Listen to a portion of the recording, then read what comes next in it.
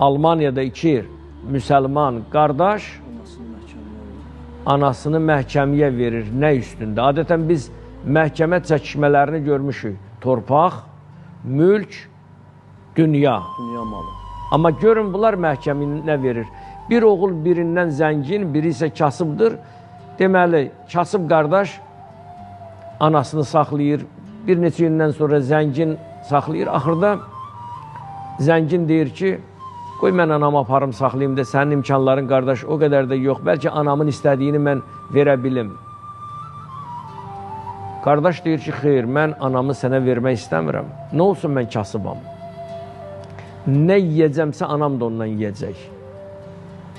Və mən hər gün anamın yanında olmaq istəyirəm, dedim. Həmən o zəngin, qardaşından biraz varlı insan məhkəməyə verir. Və məhkəmə gün təyin edir. Ananı da gətirirlər. Ana ayaqları fəlc olub iflicdir. Əlil arabasında iki oğul durur.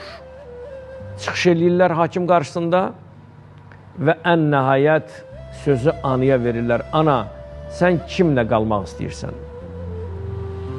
Ana deyir ki, o kasıb oğlumla qalmaq istəyirəm.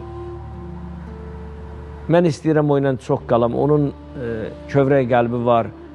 O oğlumu da çox sevirəm. Oğlumu atmıram ki. Onlara da gidəcəm, onlar da bizə gələcək. Amma mən istəyirəm bu oğlumla qalam. Seçim mənimdir, cənab hakim. Görün,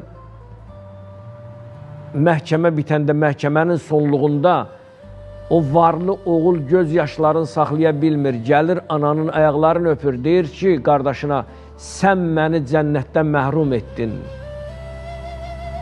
Görün, nəyin davasıdır bu? Sən məni cənnətimdən etdin, qardaş.